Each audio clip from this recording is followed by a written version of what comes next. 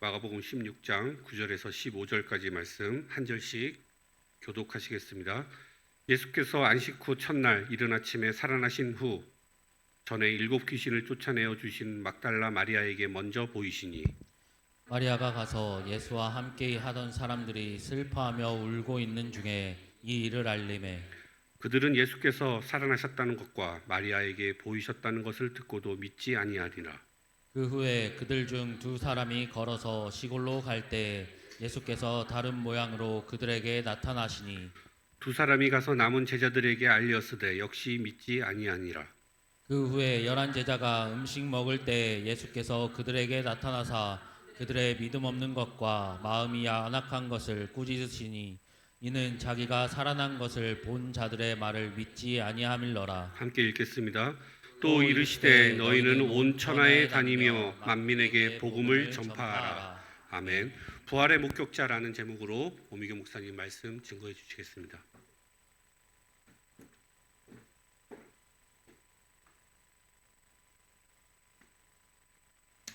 자, 우리 신앙 고백 드립니다. 주는 그리스도시요 살아계신 하나님의 아들이십니다. 우리 옆에 분들하고 인사합시다. 큰 목소리로 인사합시다. 힘있게 예수께서 부활하셨습니다. 한 번 더 합시다. 반대를 고개를 돌려서 지금 함께 하십니다. 아멘입니다. 지금 함께 하시는 줄 믿으십니까? 오늘 무슨 날입니까? 부활주일입니다. 우리 렘넌트, 우리 후대 아이들이 부활주일 계란도 준비했습니다. 조금 이따가 나눠드릴 겁니다. 아마 오늘 제가 사실 참 감격이 됩니다. 우리 신우영 안수 집사님이시죠. 오늘 첫 기도를 하셨는데요.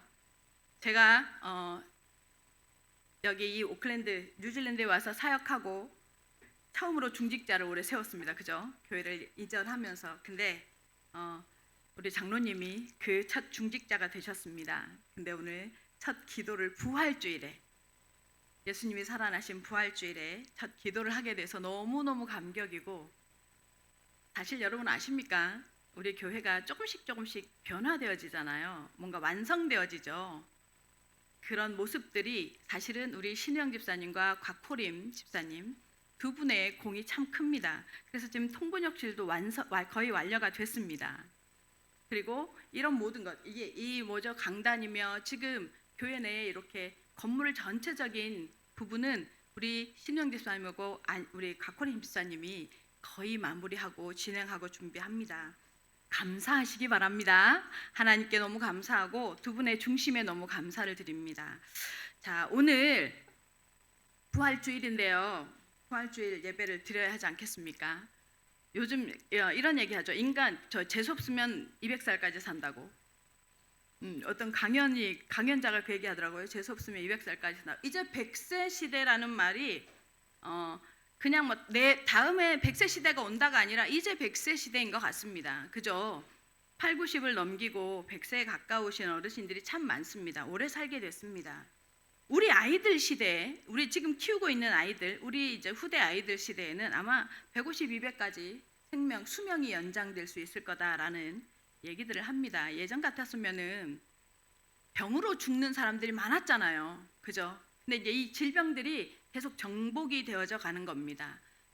이 질병들이 정복되어져 가니까 인간의 수명이 계속 늘어나죠. 그런데요, 수명도 늘어나고 질병도 정복이 되는데 인간이 정복하지 못하는 영역이 있습니다. 뭘까요? 인간이 도저히 100%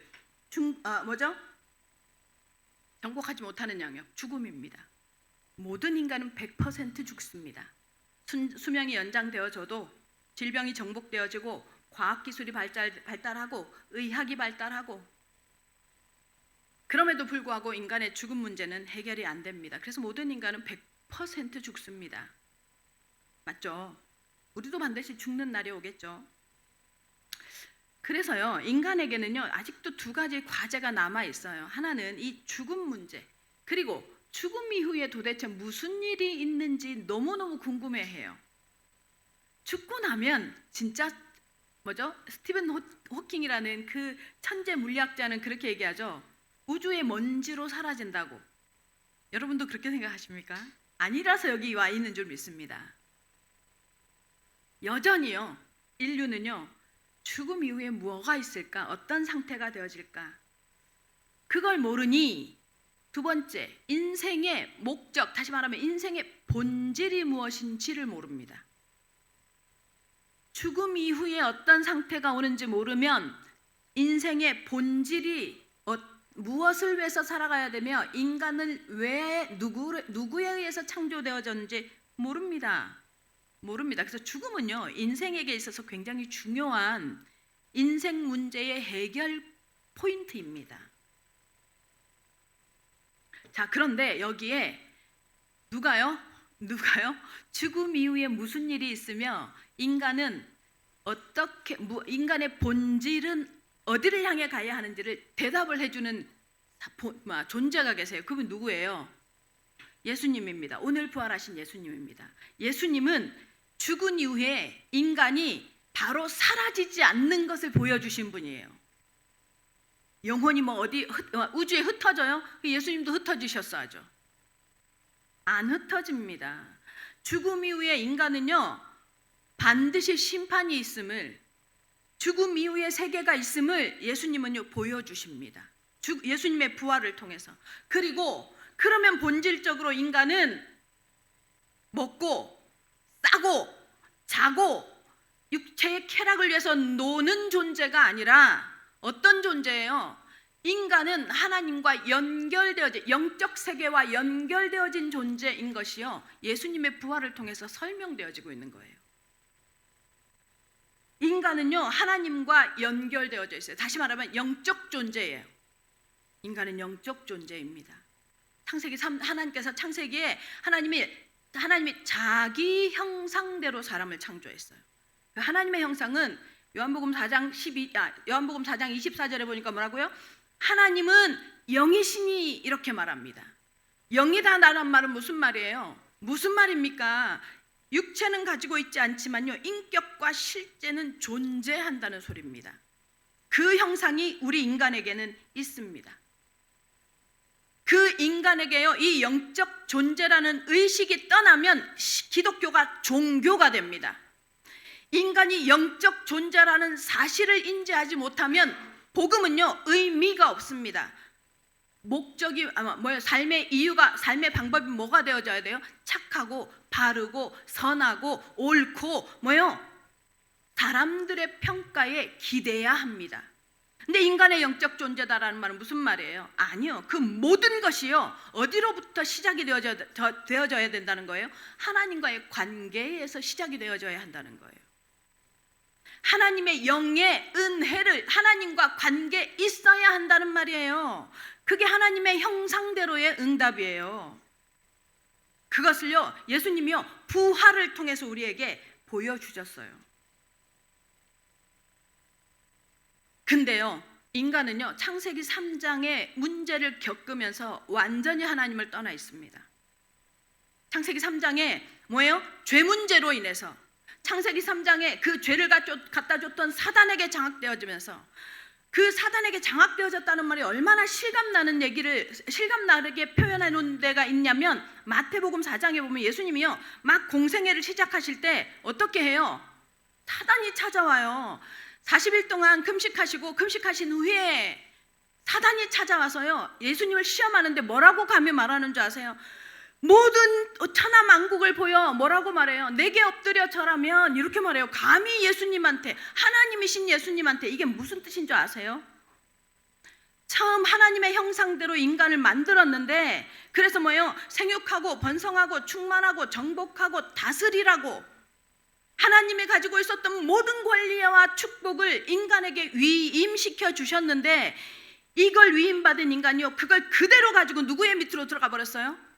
사단 밑으로 들어가 버렸어요. 이명박 대통령 한 사람이요, 조인을 했어요. 사인을 했어요. 무슨 사인을 했어요? 미국에 한국인은 뭐해요? 비자 없이 들어가는 거 사인을 했잖아요. 그러니까 모든 인간은 뭐가 돼요? 모든 한국인은 그냥 들어갈 수 있잖아요. 이 대표성의 원리. 아담이요, 죄 문제를 가지고요, 이것을 가지고 그대로 어디로 들어갔어요? 사단 속으로 들어가 버렸어요. 그래서요, 감히 사단이요 예수님한테요 자기가 천하 만국의 주인인 것처럼 굴어요. 그대로 복속되어졌습니다. 근데 이 문제를요, 그래서 모든 인간은 무슨 문제가 왔어요? 운명의 문제가 왔어요. 그래서 모든 인간은 무슨 문제가 왔어요? 하나님을 만나지 못하는, 하나님을 떠난 상태가 왔어요. 그래서 모든 인간은 어떤 상태가 되어버렸어요? 하나님과 영원히 만날 수 없는 죄인의 상태가 되어버렸어요. 그래서 하나님이 주신 것을 누릴 수 없는 상태가 되어버린 인간에게 예수님이 뭐 하신 거예요? 다시 회복시키셨어요. 사단의 머리를 깨트릴 사건이 바로 십자가 사건이에요. 죄 문제를 해결하신 사건이 뭐예요? 부활 사건이에요. 아세요? 사단의 머리를 깨트린 사건은 십자가 사건이라면 죄 문제를 해결하셔서 죽음 문제를 해결하시면서, 사단이요 죽음으로 인간을 협박하잖아요. 죽음 문제를 해결하셔서 인간을 다시 하나님을 만날 수 있는 길을 여는 사건은 부활 사건이에요.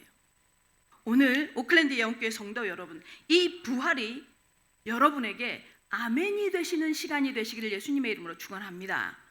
그래서요, 기독교의 부활은 기독교의 핵심 메시지입니다. 부활에 대해서 알지 못한다, 부활을 잘 이해 못한다, 이 말은 그냥 죽었다 살아난 사건 아니에요. 죄 문제 해결한 사건이에요. 하나님을 떠나 있었던 우리에게 길을 여는 사건이에요. 무슨 사건이에요? 다시 우리가 하나님께로 갈 수 있는 문을 여신 사건이란 말이에요. 그래서 기독교의 복음은 예수 그리스도의 부활은 생명이에요. 생명. 아멘. 따라하십시다. 부활은 생명입니다. 생명 그 자체임을 믿으시기를 예수님의 이름으로 축원합니다. 그래서 사도 바울은요 뭐라고 표현하느냐, 극단적으로 표현합니다. 고린도전서 15장 17절에 제가 안 드렸어요. 그리스도께서 다시 살아나신 일이 없으면 너희의 믿음이 헛되고, 맞습니다. 예수 그리스도의 부활이 없으면 우리의 믿음이 헛것입니다. 기독교는 그래서 부활 사건을 빼버리면 종교입니다. 기독교가요 예수 그리스도의 죽으심과 십자가의 죽으심과 부활을 빼버리면 완전히 철학이 됩니다. 헛것이 되고, 너희가 여전히 어디 가운데 있는 거예요? 죄 가운데 있다 이 말이에요. 죄 가운데 있다는 말은 무슨 말이에요? 사단에게 잡혀있는 상태란 말이에요. 그 말은 무슨 말이에요? 운명 사주팔자를 짊어지고 사는 사건이란 말이에요. 그대로 있는 거예요. 그러면 이 부활을 믿지 않고 이 부활 되시 하신 그리스도를 믿지 않는다 이 말은 뭐예요? 불신자들을 그래서 불쌍히 여기는 거예요. 여전히 죄 가운데, 여전히 운명 가운데, 여전히 팔자 가운데, 여전히 부모의 대물림 가운데 있는 상태. 그래서 불신자들을 불쌍하게 여기는 거예요. 그 문제를 예수 그리스도의 부활을 믿는 우리는 해방됐습니까? 안 됐습니까? 해방되셨습니까? 아멘입니까? 큰 소리를 하셔야죠. 아멘입니까? 아멘입니다. 그만큼요 예수 그리스도의 십자가의 죽으심과 부활은요 이 복음의 핵심입니다. 이번 한 주 동안 오클랜드 예언교회 성도 여러분 다 떨어버리십시오.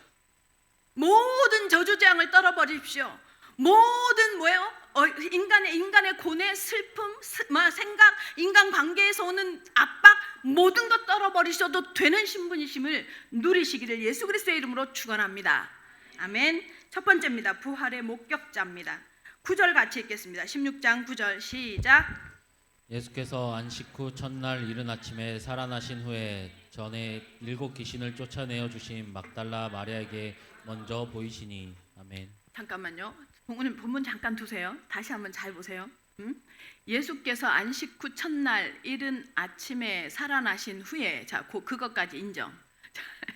전에 뭐라고요? 전에 7 귀신을 쫓아내어 주신 막달라 마리아에게, 여기까지 그래요. 이따 치고 뭐라고 먼저 했다고요? 보이셨으니, 그 말은 무슨 말이에요? 찾아가셨다는 소리예요. 누구에게 찾아갔어요? 착한 사람요? 바른 사람요? 법학자요? 자신을 죽여서 그래 너 나 죽였지 하고 확 가서 위협할 사람이 아니요. 7 귀신 들려서 정신문제가 와서 살 수도 없었던 사람을 건져주셨던 그 막달라 마리아를 찾아가셨대요. 예수님이 부활하시고 처음 만난 사람이에요. 처음 만난 사람이 막달라 마리아야. 어머니도 아니고 제자도 아니고 아주 비천한 여자, 정신 문제 때문에 갈팡질팡하는 여자. 신앙생활 하면서요, 겉모습 보고 겉으로 드러나는 것 보고 판단, 평가하는 사람요, 부활신앙을 체험 못한 사람이에요. 부활의 첫 증인을, 이게 증인이잖아요. 부활의 첫 증인이잖아. 목격자잖아. 목격자. 이 목격자를 누구를 삼아요? 정신을 온전하지 않는 여자 막달라 마리아. 7 귀신 들렸던 마리아. 게다가 아세요, 여러분? 당신은요, 여자의 증언은 효력이 없었어요. 여자들이 무슨 말을 하면요, 그냥 노예가 하는 말 수준으로 받아들였었어요. 효력이 없어요. 근데 본문 보니까 뭐예요? 당신이 찾아가셨어요. 보여주셔요. 누구에게? 막달라 마리아에게 먼저. 왜? 여러분, 왜 그랬을까요, 여러분?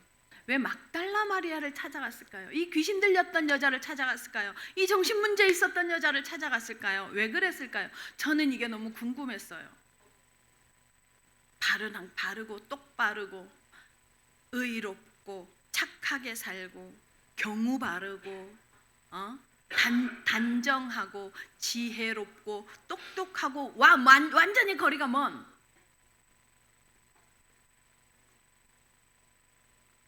귀신 들린 자들의 특징이 있어요. 약속 잘 안 지켜요. 거짓말도 되게 잘해요. 정말. 그리고 뭐 해요? 늘 핑계대요. 그리고 생활도 제대로 하지 못해요. 근데요, 여러분, 그런 사람을 예수님이 직접 찾아가셨대요. 제일 먼저.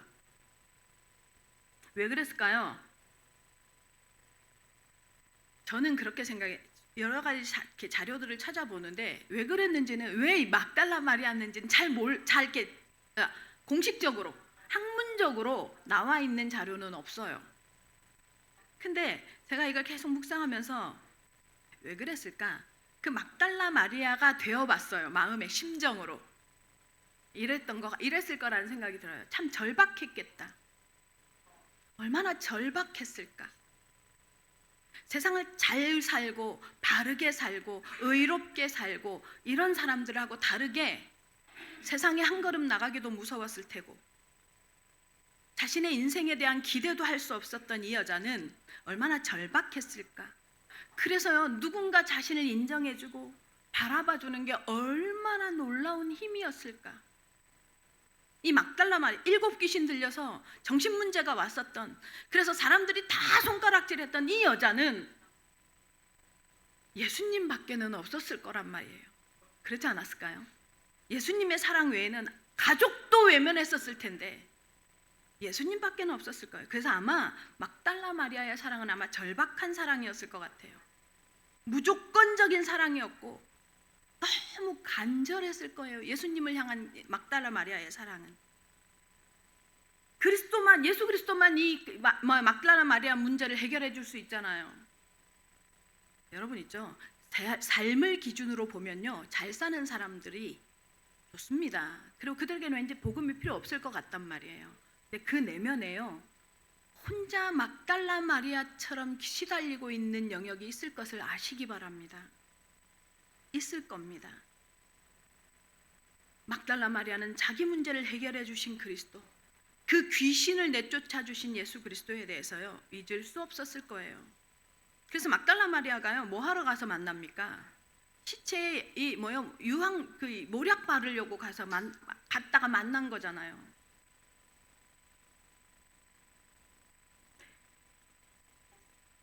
참 현대인들의 신앙은 절박함이 없습니다. 간절함도 없습니다. 왜냐면 어지간하면 돈 문제, 돈으로 해결되니까. 막달라 마리아는요, 그 간절함 가운데 만난 예수 그리스도, 그 예수님을 만난 이후 막달라 마리아는요, 변해버렸어요. 자기 속에 귀신도 떠나갔고 영적 상태도 달라졌지만 삶도 달라져 버렸어요. 오직 예수를 향해서, 죽은 예수를 향해서도, 죽어서 다시 살아날 거라는 걸 믿음으로 갖고 있지 않았을 거라고 생각이 돼요. 근데 오직 예수를 향해서만 포커스 되어져 있었어요. 이 막달라 마리아는 그 믿음이에요. 그 믿음이에요. 오직 그리스도를 향하는 믿음. 그 믿음이 뭐예요? 예수님이요. 엄마도 아니잖아요. 엄마만큼 자녀를 사랑하는 사람이 어디 있어요?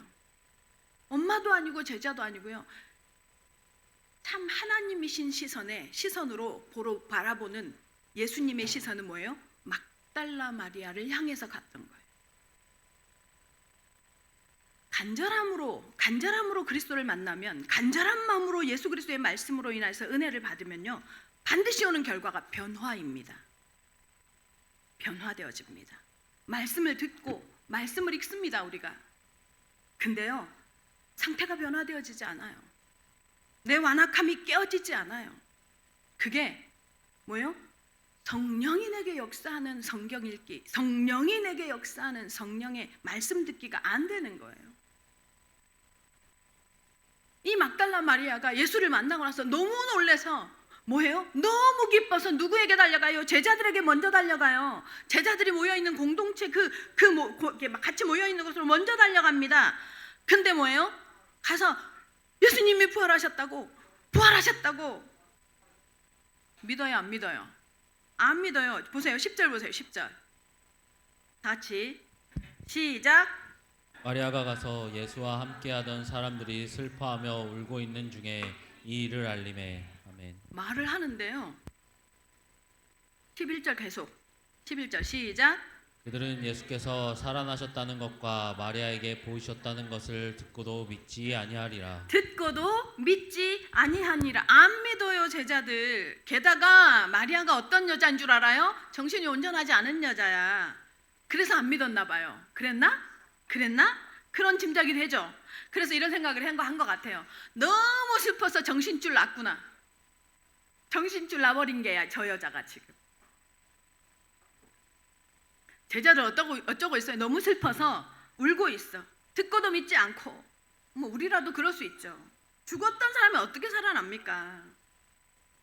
근데 마리아는 뭐예요? 제자들은 무서워서 밖에 나가지도 못하고 울고 있는데, 마리아는 뭐예요? 무덤에 찾아가서 그 약 바르겠다고, 몸에 시체 썩지 않은 약 바르겠다고 갖고 간단 말이에요. 그렇게 만난 거잖아요. 근데 뭐예요? 제자들은 마리아가 와서 말을 해도 안 믿고. 왜 안 믿어요? 왜 안 믿습니까, 여러분? 우리가 말씀을 들어도 왜 안 믿습니까? 말씀을 들었는데 왜 변화되어지지 않습니까? 왜입니까? 고정관념. 죽은 사람은 살 수 없다는 고정관념. 태초에 말씀이 계시니라. 이 말씀이 하나님과 함께 계셨고 이 말씀은 곧 하나님이시라. 하나님의 말씀은 하나님이십니다. 하나님의 말씀은 모든 것이 그로 말미암아 만들어졌다고 분명히 성경에서 말합니다. 그러면 우리가 강단을 통해서, 우리가 말씀을 통해서, 우리가 하나님의 말씀을 듣고 말씀을 묵상할 때 그 말씀이 나에게 오면, 믿어지면 어떤 응답이 온다는 거예요? 변화가 일어나는 게 정상이라는 거예요. 그 말씀을 믿는 것이 정상입니다. 근데 변화되어지지 않습니다. 왜요? 고정관념 때문에. 자, 그러면 정신줄 놔버린 여자라고 치고 12절 보겠습니다. 12절 다 같이 시작. 그 후에 그들 중 두 사람이 걸어서 예수께서 다른 그들에게 나타나시니. 아멘. 뭐라고요? 이 두 제자가 누구냐면, 누가복음 24장에 나오는 엠마오로 내려가는 두 제자예요. 이 두 제자가 예수님이 길거리에서 같이 동행하다가 성경을 풀어주니까 그때서 눈이 열려서 예수님인 줄 알아봐요. 근데 예수님 사라졌어. 바로 급하게 모여있는 마가다의 다락방으로 간단 말이에요. 근데요, 믿어요, 안 믿어요? 안 믿어요. 13절 보세요. 13절 시작. 두 사람이 가서 남은 제자들에게 알렸으되 역시 믿지 아니하니라. 안 믿어요. 막달라 마리아는 그렇다 치고, 정신줄 놔버리는 여자라고 치고, 자기들이 같이 있었던 제자 2명이 가서 말을 하는데도 안 믿어요. 안 믿습니다. 어떤 게 유추가 되어져요? 어떤 게 유추되어집니까? 우리가 하나님을 믿는다, 부활을 믿는다, 이건요, 증인이 부족해서나 증거가 부족해서가 아니에요. 아니에요. 그래서 안 믿는 게 아니에요. 우리는 자꾸 이렇게 말해요. 하나님을 믿으려면, 성경을 믿으려면 객관적이고 과학적인 증거, 합리적인 증거, 그런 근거를 가지고 말하라고. 오해입니다. 예수 그리스도에 대한 부활의 증거는요, 성경 속에 차고 넘치고요, 증인들도 차고 넘칩니다. 여러분들 중에도 차고 넘칩니다. 근데요, 제자들은요, 여자가 말해도 안 믿고 자기들이 같은 구성원이었던, 제자로 같이 움직였던 그들의 말도 안 믿습니다. 우리 모습이 이렇습니다. 하나님의 말씀을 듣는데, 교회에 나와서 예배 드리는데 안 믿습니다. 어려움이 닥치고 문제가 닥치면 사람의 방법을 먼저 생각하고, 사람을 먼저 원망하고, 상황을 먼저, 이유를 먼저 찾아냅니다. 하나님이 이 상황을 허락하셨다라는 믿음이 없습니다.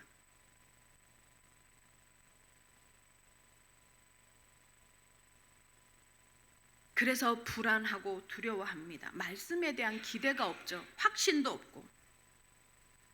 그런데요, 언제나 그랬던 것처럼 참 우리 주님은 우리를 아셔서 감사하고, 화를 안 내셔서, 삐지지 않으셔서 너무 감사하긴 해요. 언제나 그랬던 것처럼 예수님이요, 다시 찾아오십니다. 먼저 찾아오십니다. 14절 보시겠습니다. 14절 다 같이 시작.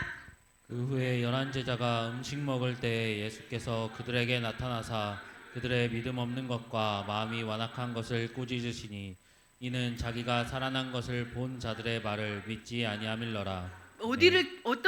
예수님이 어디를 꾸짖어요? 지금 뭘 꾸짖어요? 제자들에게 믿음 없는 것과 마음이 완악한 것을 꾸짖었다라고. 증거가 불충분해서가 아니에요. 제자들에게 지금 그 얘기하는 거예요. 너희가 안 믿는 건 증거가 불충분한 게 아니라 믿음이 없는데, 믿음이 없는 이유가 뭐냐? 마음이 완악한 거래요. 심령이 완악한 거래요.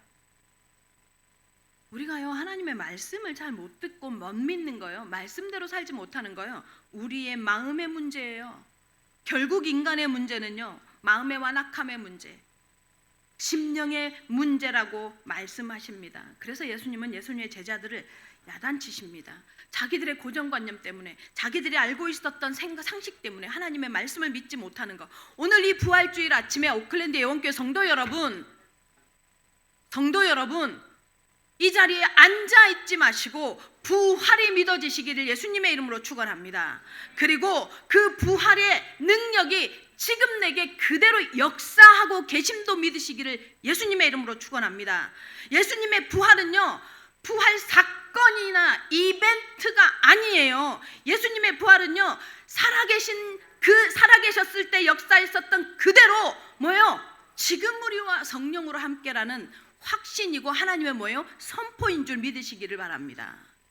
예수 그리스도의 부활은요, 예수님이 살아계시면서 죽은 자를 살리고, 예수님이 살아계시면서 병든 자를 고치고, 예수님이 살아계시면서 뭐 합니까? 뭐 해요? 복음을 전파하고, 예수님이 살아계시는 동안에 뭐예요? 5,000명을 먹이시고, 예수님이 살아계시면서 무리를 걸으시고, 예수님이 살아있을 때 어떻게 해요? 제자들에게 예수님이 하나님이신 증거를 보여주니까 베드로가 뭐라고? 주는 그리스도시요 살아계신 하나님의 아들이라고 고백하잖아요. 그 능력을 그대로 가지고 지금 뭐 해요? 몸으로 아니라 성령으로 우리에게 함께 하겠다는 선언이 예수 그리스도의 부활인 줄로 믿으시기를 예수님의 이름으로 축원합니다. 아멘. 그래서 이 부활 한 주간, 이 부활주의를 중심으로 해서 여러분 한 주간 살아가시는 동안에 진짜 예수 그리스도가 내게 진짜 부활하셔서 역사하는 그 일에 목격자 되시기를 예수님의 이름으로 축원합니다. 두 번째입니다. 복음 전파의 사명입니다. 15절 다 같이 읽겠습니다. 시작. 또 이르시되 너희는 온 천하에 다니며 만민에게 복음을 전파하라. 아멘. 뭐래요? 어이가 없지 않아요? 좀 전에 지금 14절 야단쳤어요. 믿음 없다고, 완악하다고 야단쳤단 말이에요. 헐, 근데 뭐라고? 그 사람들에게 복음 전파하래. 그 사람들에게 복음 말하래. 에이, 진짜 좀 똑똑하고 좀 믿음 조금만 더 좋고 좀 더 생활의 규모 있고 사람들에게 이렇게 말을 하면 조금 먹히는 그 사람들에게 아니라 지금 좀 전에 야단쳐서 울고 있었어.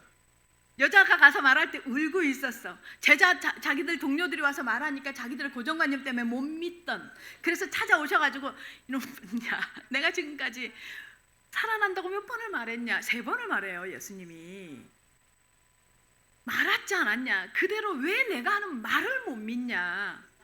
그래 놓고 막 야단을 막 쳐놓고는 딱 바로 다음에 세상에 다니면서 복음을 전파하래. 이게 무슨 말이냐고요? 엄청난 사명을 주십니다. 엄청난 사명을.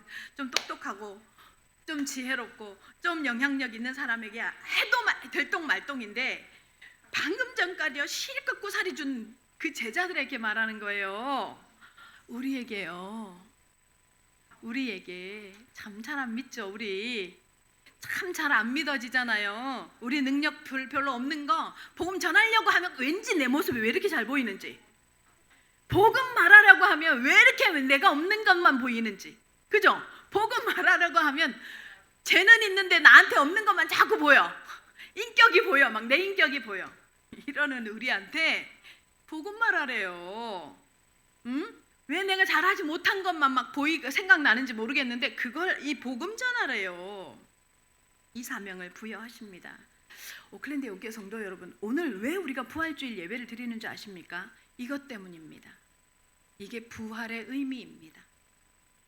부활의 능력은 사람의 수준과 기준과 상관없음을 우리를 통해서 증명하시겠다는 겁니다. 이 믿음이 여러분에게 있기를 바랍니다. 그래서 연약한 사람들에게 복음을 전하라고 하십니다. 부족한 우리를 들어서 복음을 증명하시겠다고 합니다. 부족한 우리의 연약함을 들어서 하나님의 복음을 부활하셔서 하나님이 그리스도가 함께 하신다는 사실을 증명하시겠다고 합니다. 아멘입니다, 여러분. 왜입니까? 왜입니까? 여러분, 복음을 믿고 복음을 받아들인다는 것이 사람의 설득으로 됩니까? 됩니까?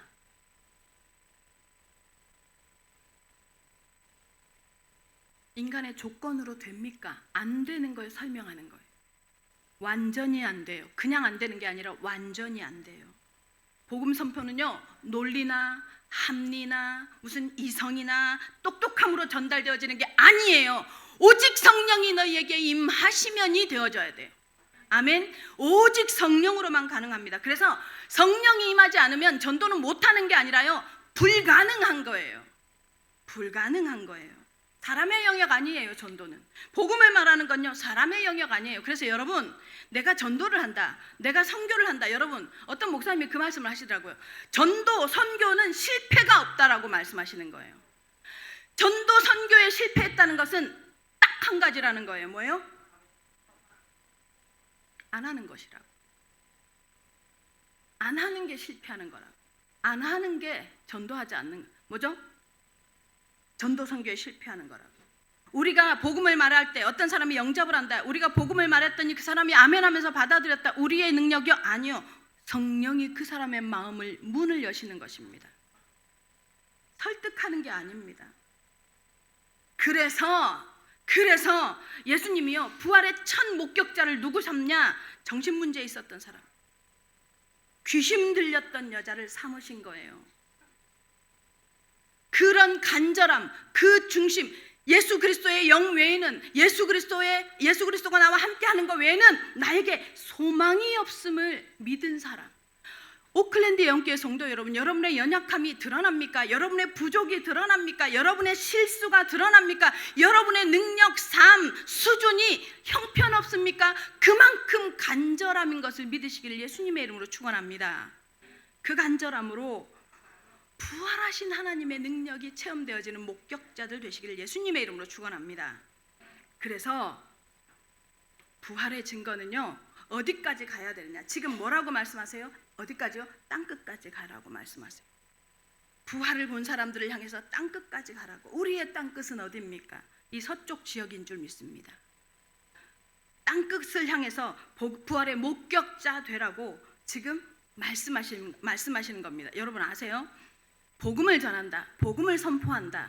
우리가 못할 줄 알아요. 우리가 부족할 줄 알아요. 하나님을 믿는다 하면서도 하나님을 예수 그리스도의 성령이 우리와 함께해야 전도가 된다는 걸 들으면서도요. 뭐예요? 우리 잘 안 돼요. 현장에 가서 복음 말하는 거 쉽지 않습니다. 근데요. 우리가 현장에서 복음을 선포한다. 이거는 뭔지 아세요? 순종하는 거예요. 순종의 훈련이에요. 그 상대를 놓고 현장에요. 우리가 하나님의 말씀이 그렇게 떨어졌으니 나는 부족하지만, 나는 안 되지만, 나는 실력 없지만, 나는 연약하지만, 나는 준비가 덜 된 것 같은데 그냥 가서 뒤밀고 순종해 버리는 거예요. 그게 복음 선포의 뭐예요? 핵심이에요. 순종하면 하나님이요 그 생명에게 어떻게 역사하는지를 보여주십니다. 말씀에 순종하시기를 예수님의 이름으로 축원합니다. 이 오클랜드 예원교회 성도 여러분, 오늘 이 부활의 아침에 부활과 함께 하나님의 말씀을 그대로 순종하겠다는 결단이 있기를 예수 그리스도의 이름으로 축원합니다. 왜냐면요 예수님 하나님이요 선지자들을 막 보내요. 예수가 오실 거라고, 구원자가 올 거라고, 이스라엘 특히 너희를 지금 들어서 내가 하나님인 걸 드러내고 있는 거라고 뭐요? 선지자들을 보내고 제사장들을 보내고 먼저 뭐예요? 복음 말하는 복음 선포자들을 먼저 보내요. 근데 다 죽여요. 한 사람도 제대로 살려놓지 않아요. 이스라엘 백성들이 다 죽여요. 거기에 누구를 보내느냐면 예수님을 보내는 거예요. 죽일 줄 알고 보내잖아요. 그래서 예수님은요 최초의 선교사예요. 예수 하나님의 말씀에요 그대로 순종하신 최초의 선교사입니다. 예수님의 말씀을요 다 들었습니까? 안 들어요. 잘난 척하고 안 듣고요. 바리새인들 알아서 안 듣고요. 성경을 읽으면 읽은 대로 안 듣고요. 성경을 들었으면 들은 대로 안 듣고요. 무식하면 무식해서 안 듣고요. 안 들어요. 지금도 그래요. 그런 줄 알아요. 그런데요 복음을 선포하십니다. 하나님은. 왜냐하면 한 사람을 위해서